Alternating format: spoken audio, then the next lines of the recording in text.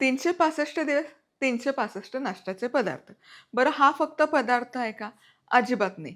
नाश्त्यासाठी काय मग अशा गोष्टींच्या आपण शोधात असतो ज्याने पोटाला आणि मनाला दोन्हीला समाधान मिळेल. बरं तुम्हाला काय म्हणते? रेसिपी तर बघूच या, पण या शुक्रवारी दुपारी बरोबर 1:30 वाजता काहीतरी मस्त उपयुक्त घेऊन येत आहे. मला तर ते खूप लाईफसेव्हर आहे, युजफुल आहे आणि तुम्हाला सांगते तुम्ही जर अचूक गेस केलं तर 5 लकी विनर्स काढणार आहे आणि तुम्हाला मस्त एखादं गिफ्ट घरपोच मिळेल. काय प्रॉडक्ट असेल हे कमेंट करून नक्की कळवा. नमस्कार, मी मधुरा. मधुराज रेसिपीमध्ये तुम्हा सर्वांचं खूप खूप खूप मनापासून स्वागत. ज्वारीच्या लाह्यांचा उपमा करूयात. शुगर हाय असेल, वेट लॉससाठी नाश्त्याचा पदार्थ बघत असाल, डाएटसाठी बघत असाल, लहान मुलांच्या दिवसाची सुरुवात पौष्टिक आणि दमदमीत व्हावी असं वाटत असेल, बघायला आणि ऐकायला अगदी साधासुधा पदार्थ आपल्याला वाटतो. पण मनापासून सांगते, आपल्या आरोग्याची गुरुकिल्ली आहे ना, या साध्यासुध्या आणि आपल्या मुळांशी घट्ट रुजलेल्या पदार्थांमध्येच असते. चॅनलला सबस्क्राईब केलं नसेल तर पटकन सबस्क्राईब करा. साहित्य काय काय घेतलं ते बघूयात. 2 कांदे बारीक चिरून, पाव कप वाटाणा, फ्रोझन मटारे हां, पाव कप बारीक चिरलेलं गाजर, कोथिंबीर बारीक चिरून, 3 ते 4 हिरव्या मिरच्या, अर्धा चमचा जिरं, अर्धा चमचा मोहरी, 7-8 लसूण पाकळ्या बारीक चिरून, शेंगदाणे, चवीपुरतं मीठ, पाव चमचा हिंग, चिमूटभर हळद आणि कढीपत्ता. चला सगळ्यात आधी 3 टेबलस्पून तेल गरम करून घेतलं. सगळ्यात आधी अर्थातच मोहरी. मोहरी छान चुटचुटली पाहिजे. मोहरी छान तडतडली की यामध्ये जिरं,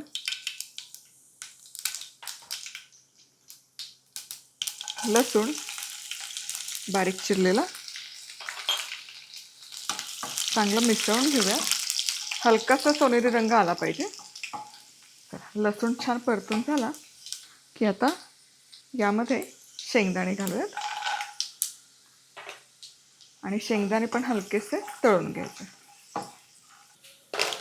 लसूणची काय खमंग फोडणी बसते मग तुम्हाला सांगते, कमालच सुवास दरवळतं. आता शेंगदाणे लसूण मस्त खरपूस झाले. आहा, बहारदार दिसतंय हे सगळं प्रकरण. आता यामध्ये हिंग, हिरवी मिरची, कढीपत्ता, फोडणी व्यवस्थित मिसळायची आणि आता यामध्ये घालूयात बारीक चिरलेला कांदा. हेही मिसळूयात.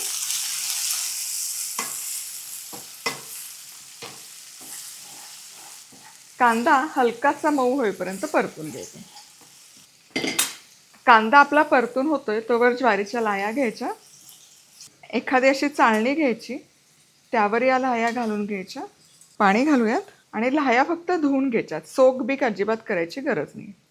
फक्त एकदा दोनदा स्वच्छ धुवून घ्यायच्या. कांदा हलकासा परतत आला की आता यामध्ये भाज्या घालूयात. कांदा बघा खूप खरपूस वगैरे केला नाही, हलकासा मऊ झाला. आता यामध्ये मटार आणि गाजराचे तुकडे हे मिसळायचं, व्यवस्थित एकजीव करायचं. 5 मिनिटं हे एकत्र शिजवून घेऊयात म्हणजे भाज्या छान वाफवून निघतील. आता जवळपास 5 मिनिटं भाज्या परतून झाल्या. भाज्या ओव्हरकुक अजिबात करायची गरज नाही आहे. आता या भाज्या बाजूला घेऊयात. हे का? कारण भाज्यांना हळदीचा रंग नको लागायला, पण उपम्याला लागला पाहिजे म्हणून हळद अशी नंतर भाज्या एक बाजूला काढून घालूयात. आहा हा, तेलावर परतलेला हळदीचा इतका कमाल सुवास दरवळतो तुम्हाला सांगते. आता हे स्वच्छ धुवून घेतलेल्या लाह्या यामध्ये घालूयात. कमाल. यामुळे काय झालं बघा, भाज्यांचा रंग आहे तसा राहिला. चवीपुरतं मीठ, थोडीशी साखर. साखर नका घालू नसेल आवडत तर. आता हे मिसळूयात. वा बघा, वा वा वा, बहारदार. यामध्ये बारीक चिरलेली कोथिंबीर मिसळूयात.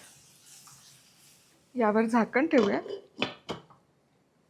मंद आचेवर 5 मिनिटं फक्त दणकून वाफ काढूयात. चला आता 5 मिनिटं छान वाफवून झाले. वा बघा काय मस्त दिसतो हा ज्वारीच्या लाह्यांचा उपमा. पचपची तर होत नाही, मऊ पण होत नाही, अगदी छान फुलतो. आणि तुम्हाला अगदीच रवाळ करायचं असेल, हे ग्रेन्स खायला खूप छान लागतात तुम्हाला सांगते, मऊ शिजलेले. पण तुम्हाला रवाळ हवा असेल तर मग हलकंसं लाह्यात चुरून घ्यायचं टाकण्यापूर्वी. पण आहे हे कमाल लागतं. बहारदार झालेलं आहे, मस्त लागतं. पुन्हा पुन्हा सांगते, नक्की करून बघा. साधंसुधं आहे म्हणजे ते टेस्टी नाही असं अजिबात नाही. पुन्हा भेटूयात. तोवर मस्त राहा, खुश राहा, आनंदी राहा. सगळ्यात महत्त्वाचं खात राहा.